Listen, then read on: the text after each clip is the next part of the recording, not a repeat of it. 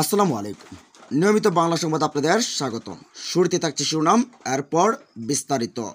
ব্রিটেনের রাজনৈতিক আশ্রয় পাননি শেখ হাসিনা।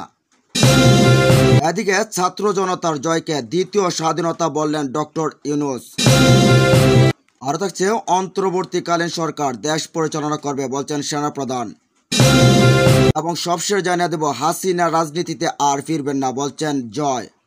এতক্ষণ শুনছেন সংবাদ শিরোনাম, এবার জানুন পুরো বিস্তারিত।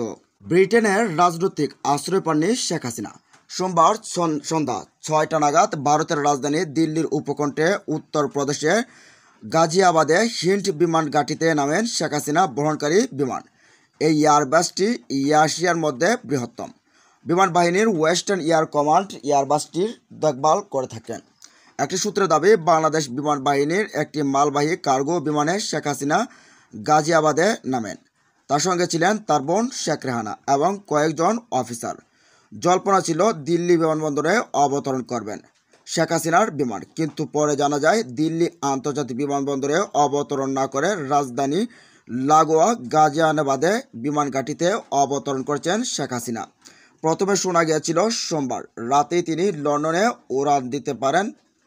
তারপরে জানা যায় ব্রিটেন তার রাজনৈতিক আশ্রয়ের অনুরোধ প্রত্যাখ্যান করেছেন, যদিও সরকারি সূত্রে এর এখনো সমর্থন মেলেনি।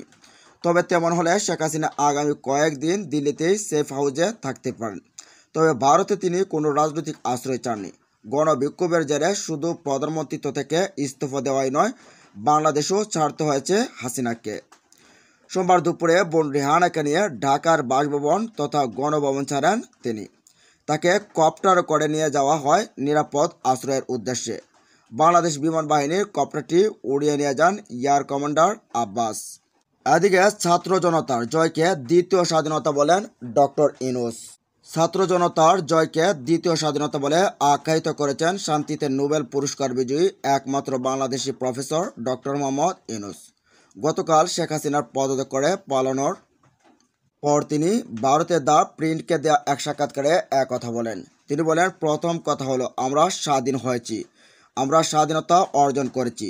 এতদিন আমরা ছিলাম দখল হয়ে যাওয়া একটি দেশে থাকার মতো। এখানে শেখ হাসিনা যে আচরণ করেছিলেন তা দখলদার বাহিনী, একজন স্বৈরাচার শাসক, একজন জেনারেল এবং আরও অনেকের মতো তিনি সব কিছু নিয়ন্ত্রণ করেছিলেন। সোমবার বাংলাদেশের সব মানুষ নিজেদেরকে স্বাধীন মনে করছেন। আবারও তারা দ্বিতীয় স্বাধীনতা অর্জন করলেন। সারা দেশে এই স্বাধীনতা উদযাপিত হচ্ছে। যারা এই আন্দোলনের নেতৃত্ব দিয়েছেন সেই তরুণদের অভিনন্দন জানাচ্ছেন সবাই। তারা আমাদেরকে আদতে স্বাধীন করেছেন, সবাইকে একত্রিত করেছেন, পুরো দেশকে স্বাধীন করেছেন। সবাই স্বাধীনতার আনন্দ উপভোগ করেছেন। আমাদেরকে পরবর্তী পদক্ষেপ শুরু করতে হবে। আমাদের সামনে এখন অনেক সমস্যা। আমাদের জন্য একটি চমৎকার দেশ সৃষ্টির কাজ নতুন করে শুরু করতে হবে। এখন এসব আমাদের প্রতিশ্রুতি। ছাত্র এবং যুব সমাজ আমাদের ভবিষ্যতের নেতৃত্ব দেবেন। আমি সেদিকে তাকিয়ে আছি। তার কাছে উপস্থাপিকা জানতে চান, সেনাবাহিনী অন্তর্বর্তী সরকার গঠন করবে, বাংলাদেশ সামনে কি অপেক্ষা করছে? এমন প্রশ্নে ডক্টর ইউনূস বলেন, আমি নিশ্চিত সবই হবে। হাসিনা দেশ ছেড়ে পালিয়েছেন, এখন আমরা মুক্ত। আমরা যা চাই তা এখন করতে পারবো। সারা দেশের সব ইস্যু এখন সমাধান করা হবে। আমি নিশ্চিত আমরা চমৎকার একটি সূচনা করব। ডক্টর ইউনূসের কাছে জানতে চাওয়া হয়, আপনার ভূমিকা কি হবে? জবাবে তিনি বলেন, আমি জনগণের সঙ্গে আমার কাজ অব্যাহতভাবে চালিয়ে যাব। তা হলো সামাজিক ব্যবসা এবং সব কিছু। অধিক মুক্ত পরিবেশে আমি আমার কাজ অব্যাহত রাখব। শেখ হাসিনা শাসক গোষ্ঠীর সময়ে এমন পরিবেশ পায়নি, কারণ তিনি সবসময় আমাকে আক্রমণ করেছেন। মানুষ ফেরা নিয়ে কী ভাবছেন? এ প্রশ্নের জবাবে ডক্টর ইউনূস খুব শীঘ্রই ফিরবেন তিনি। এ পর্যায়ে উপস্থাপিকা জানতে চান, শেখ হাসিনা পদত্যাগ করার পর প্রধানমন্ত্রীর বাসভবন বঙ্গবন্ধু শেখ মুজিবুর রহমানের মূর্তি ভাঙচুর করা হয়েছে। জবাবে ইউনূস বলেন, এটা দেখিয়ে দিয়েছে যে জনগণ হাসিনা সম্পর্কে কি অনুভব করে। হাসিনা নিজে যা করেছেন নিজের জন্য এবং তার পিতার জন্য, তারই ফল এটা। তিনি এমন ক্ষতি অর্জন করেছেন, এটা যুব সমাজের জন্য ত্রুটি নয়, এটা হলো শেখ হাসিনার ভুল। এদিকে অন্তর্বর্তী সরকার দেশ পরিচালনা করবে। সেনাপ্রধান জেনারেল ওয়াকারুজ্জামান জাতির উদ্দেশ্যে দেওয়া ভাষণে বলছেন, শেখ হাসিনা পদত্যাগ করছেন, এখন সুশীল সমাজের প্রতিনিধিদের নিয়ে একটি অন্তর্বর্তী সরকার গঠন করে দেশ পরিচালনা করা হবে। সোমবার বিকেল 4টায় ঢাকার ক্যান্টনমেন্ট থেকে দেয়া ভাষণে এসব কথা বলেন সেনাপ্রধান। তিনি বলেন, আমরা কথা দিচ্ছি সব হত্যার বিচার করব আমরা। আপনারা আশাহত হবেন না। আপনাদের দাবি পূরণ করব। দেশের শান্তি শৃঙ্খলা ফিরিয়ে আনব। আপনারা দয়া করে সাহায্য করেন। সব অরাজকতা ও সহিংস সংঘর্ষ থেকে বিরত থাকবেন। প্রতিটি হত্যার বিচার হবে।